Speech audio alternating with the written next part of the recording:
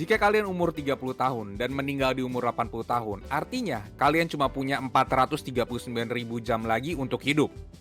Bagaimana kalau seseorang mau bayarin 439.000 jam hidup kalian untuk 10 miliar? Apakah kalian akan terima tawarannya? Apa yang kalian pilih? Your money or your life? Anyway, untuk video kali ini gue wajibkan kalian untuk tonton dari awal sampai akhir karena setiap bungkusan ini berhubungan. Selamat datang di channel 321 Mulai. Topik kali ini adalah 5 bungkus ilmu dari buku Your Money or Your Life karya Vicky Robin. Bungkusan Tuhan adalah rezeki untuk hambanya yang membutuhkan. Jika kalian mau dititipin bungkusan sama Tuhan, kalian bisa bantu saudara kita di Wisma Tuna Ganda. Kalian bisa cek detailnya di rumahpiatu.org, linknya ada di kolom deskripsi. Kita lanjut, 3, 2, 1, mulai. Bungkusan pertama, putusin lu cukupnya berapa? Sebuah penelitian menemukan sebuah fakta unik hubungan uang dengan kebahagiaan. Ada 3 grup. Grup pertama isinya orang upper income. Grup kedua isinya orang middle income. Grup ketiga isinya orang lower income. Ditanya nih ke setiap grup, apa lu sudah bahagia dengan kondisi keuangan sekarang?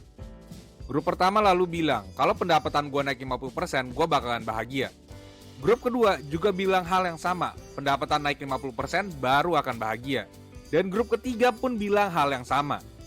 Jadi penelitian menyimpulkan, kalau banyak uang bukan berarti akan bahagia. Orang dengan pendapatan tinggi aja masih berasa kurang bahagia dengan keuangannya sekarang. Kedengarannya kayak tekotok ya? Yuk kita lihat diagram ini. Y-aksis adalah kepuasan, dan X-aksis adalah uang dibelanjakan. Kita lihat titik survival, lengkungannya naiknya curam. Artinya kita merasakan level kepuasan kita naik cepat ketika kita bisa memenuhi kebutuhan hidup kita seperti makan, pakaian, rumah, transportasi, dan kebutuhan lainnya untuk hidup. Selanjutnya kita lihat titik comforts. Lengkungannya naik tapi tidak sedrastis yang tadi. Artinya kita semakin lebih puas ketika kita bisa hidup dalam kenyamanan seperti bisa punya handphone, laptop, TV, kendaraan pribadi, dan lainnya. Selanjutnya kita lihat titik luxury. Lengkungannya naik sampai mencapai titik enough aja, sehabis itu turun. Artinya kita mencapai titik kepuasan kita ketika kita bisa hidup dalam kemewahan, seperti upgrade handphone ke iPhone, atau beli mobil Ferrari, beli tas branded, punya jam tangan mahal, dan lainnya. Kepuasan kita naik mencapai maksimal, mencapai titik enough. Setelah uang dibelanjakan melewati titik enough, barang yang dibelanjakan tidak lagi mendatangkan kepuasan. Kepuasannya akan berkurang. Melewati titik enough, kekecauan akan mulai masuk ke dalam hidup kita. Kalian akan berakhir pada barang-barang yang jarang dipakai dan penuh-penuhin gudang aja pada akhirnya. Jadi, poin yang mau disampaikan di sini adalah kepuasan dari berbelanja itu ada titik maksimalnya. Berbelanja berlebihan tidak akan meningkatkan rasa puas kalian, malahan cuma akan mendatangkan kekacauan pada hidup kalian. Know your enough. Arti cukup bukannya berarti kita tidak boleh merasakan kemewahan, tapi kita tahu batasan cukupnya kita. Untuk detailnya kita akan bahas di bungkusan selanjutnya. Bungkusan kedua, knowing your enough. Enough adalah kata yang selalu ditekankan di buku ini. Hidup frugal bukan berarti kita harus hidup serba kekurangan. Frugal living adalah hidup cukup, tidak berlebihan. Kalau mau punya mobil Ferrari, ya cukup satu aja, nggak perlu juga sampai 2 mobil Ferrari kan. Kalau mau punya tas branded, cukup 1-2 aja, nggak perlu juga sampai 10. Setelah kalian tahu kalau rasa kepuasan kita itu ada batasannya, semoga kalian tersadarkan kalau hidup itu sebenarnya asal cukup aja, nggak perlu terlalu berlebihan. Know your enough. Kalau kalian merasa nggak perlu punya mobil Ferrari, punya mobil Innova aja udah cukup, maka itu adalah enough kalian. Rasa cukup setiap orang itu berbeda, jadi jangan dibandingkan dengan orang lain. Cari tahu enough-nya kalian. Hidup financial freedom yang selalu kita bayangkan atau media selalu suguhkan adalah hidup dalam kemewahan. Buku ini menyampaikan kalau financial freedom setiap orang itu sebenarnya berbeda dan nggak perlu semewah yang diberitakan media. Punya Ferrari, jam Rolex, apartemen penthouse, passive income sampai ratusan juta. Kalau enough kalian adalah bisa makan bakso setiap hari, punya mobil Innova, anak bisa sekolah, setiap tahun bisa liburan, punya passive income 25 juta per bulan, dan rumah ukuran 15 x 25 meter aja, maka financial freedom kalian akan terlihat lebih relevan dan lebih cepat tercapai. Financial freedom adalah knowing your enough. Dan kebanyakan orang tidak sadar kalau enough kita sebenarnya nggak perlu semewah yang kita bayangkan selama ini. Jika media atau orang bilang untuk mencapai financial freedom perlu passive income 100 juta per bulan, pertanyaannya, apakah enough kalian adalah 100 juta per bulan? Jika kalian merasa cukup dengan passive income 25 juta per bulan, maka financial freedom akan terlihat lebih mudah dan lebih gampang, kan? Buku ini banyak membahas tentang penerapan frugal living untuk mencapai financial freedom. Kalian bisa cari tahu tips and triknya untuk cara hidup frugal living di banyak sosial media. Jadi intinya, financial freedom is about knowing your enough. Seringkali enough kita ternyata tidak sebesar yang kita bayangkan. Knowing your enough ditambah frugal living sama dengan faster financial freedom. Bungkusan ketiga, apa itu uang?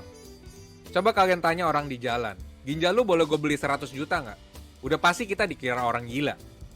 Poin yang mau disampaikan di sini adalah uang tidak ada artinya sampai kedua belah pihak sepakat dengan nilainya. Kalau nggak ada yang mau jual ginjalnya, uang kita nggak ada nilainya. Kalau uang tidak punya nilai, jadi apa itu uang? Penting nih, catat ya. Uang adalah sesuatu yang kita tukarkan dengan energi hidup kita. Energi hidup kita adalah 24 jam waktu kita dalam satu hari. Kita tukarkan waktu life energi kita untuk uang. Real aset kita adalah waktu, hitungan jam dalam hidup kita, bukan uang. Mari kita bahas kolerasi uang dengan waktu dalam kehidupan kita sehari-hari. Berapa gaji waktu energi kita sebenarnya? Kita bisa lihat diagram ini, energi hidup versus pendapatan. Pertama, kita kerja 40 jam per minggu, pendapatan $1.000 per minggu. Dolar per jamnya adalah $25 per jam. Cara hitungnya 1000 dibagi 40 jam. Selanjutnya, perjalanan ke kantor itu butuh 7,5 jam total per minggu. Biaya transportasi $100 per minggu. Lalu kita butuh berpakaian, total 1,5 jam total per minggu. Beli baju, beli make up, $25 per minggu. Makan siang butuh 5 jam total per minggu. Biaya makan siang $50 per minggu. Biaya stres, kita curhat kerjaan karena stres 5 jam total per minggu. Karena stres, curhat di kafe perlu jajan cantik, jadi ada pengeluaran $30 per minggu. Biaya entertainment, weekend stres dari kerja butuh santai, 5 jam total per minggu. Biaya entertainment $40 per minggu. Biaya liburan, stres kerja, ilustrasi kasarnya aja, tahun ini ke Bali 3 hari.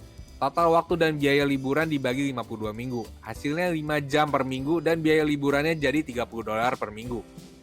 Sakit karena kerjaan, waktu yang dihabiskan 1 jam per minggu. Biaya obat dan lain-lainnya itu $25 per minggu. Kemudian, waktu yang dihabiskan berhubungan dengan kerjaan di total semuanya, jadi total 70 jam. Artinya, kalian kerja bukan 40 jam per minggu, melainkan 70 jam per minggu. Kalian perlu hitung juga kan waktu untuk perjalanan kerja, waktu untuk makan siang di kantor, waktu untuk cuti stres, waktu untuk sakit karena kerjaan. Jadi, total waktu yang dihabiskan berhubungan dengan pendapatan kalian sebenarnya adalah 70 jam. Selanjutnya, dari segi keuangan, setelah dikurangi pengeluaran yang berhubungan dengan kerjaan, gaji bersih kalian sebenarnya adalah $700 per minggu, bukan $1.000 per minggu. Kalian perlu hitung juga kan ongkos transportasi, biaya makan siang, biaya jajan kalau stres, biaya sakit karena kerjaan.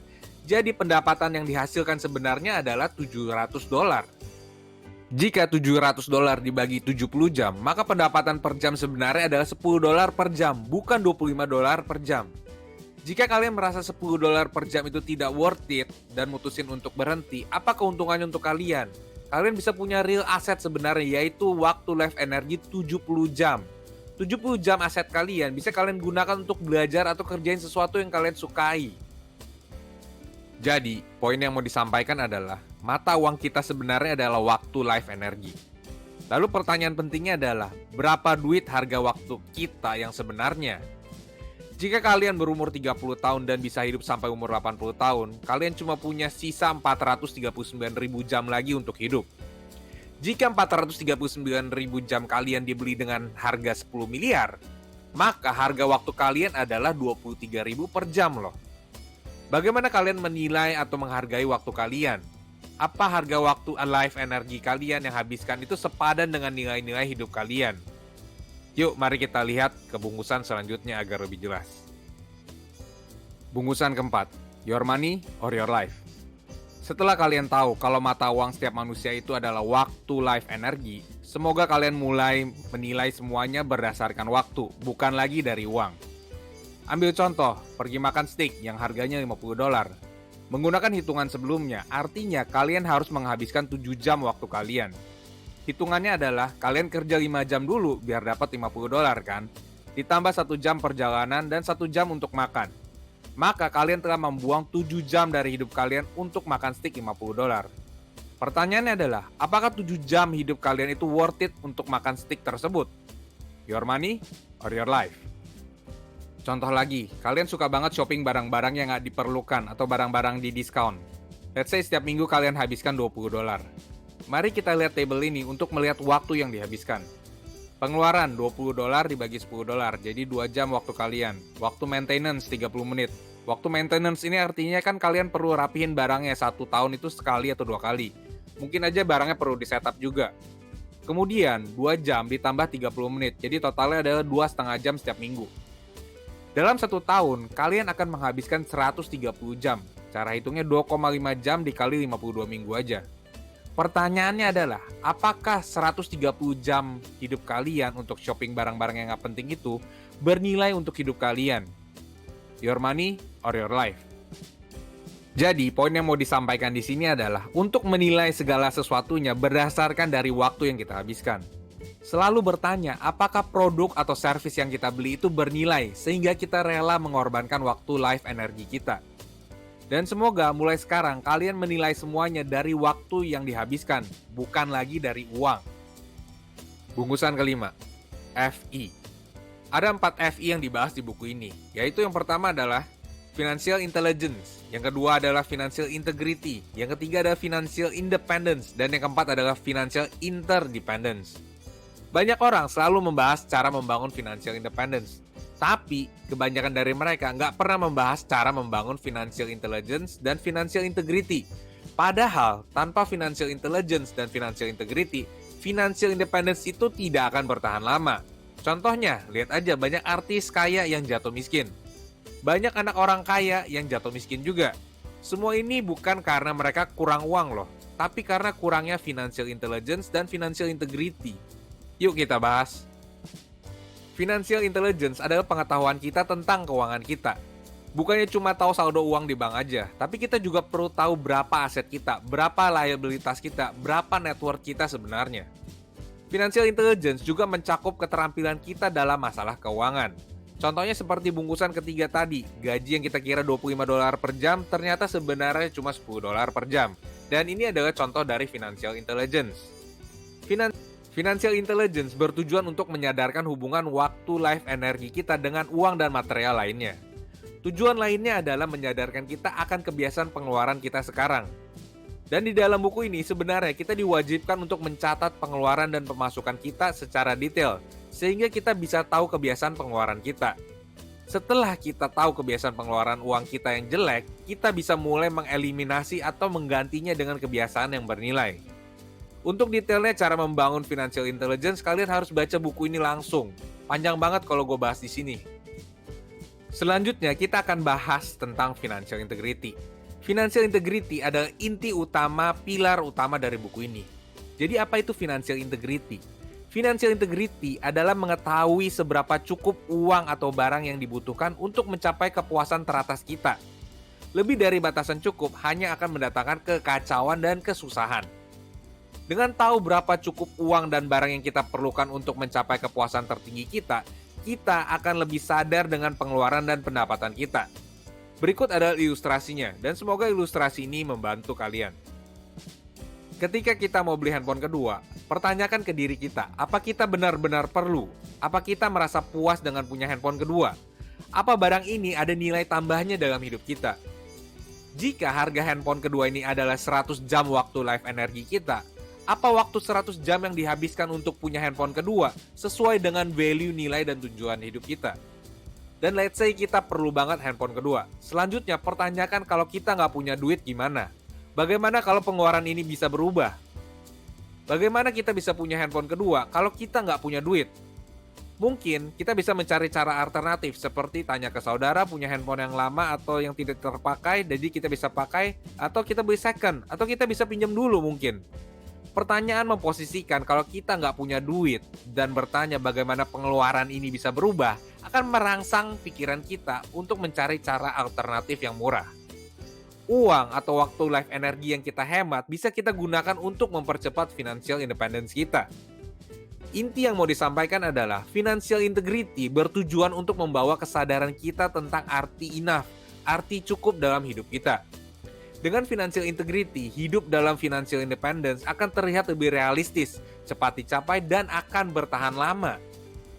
Anyway, gue nggak akan bahas tentang financial independence karena sudah banyak video yang membahas tentang subjek ini. Tapi ingat, financial intelligence dan financial integrity adalah fondasi dari financial independence. Tanpa financial intelligence dan financial integrity, kita nggak akan bisa bertahan lama di financial independence. Dan video ini bukanlah saran finansial, melainkan dibuat untuk entertainment semata. Kalian bisa baca sendiri bukunya untuk lebih detailnya. Dan jangan lupa untuk di like, comment, subscribe, dan nyalakan notifikasinya supaya nggak ketinggalan video berikutnya. Sampai jumpa di video berikutnya. Cheers guys!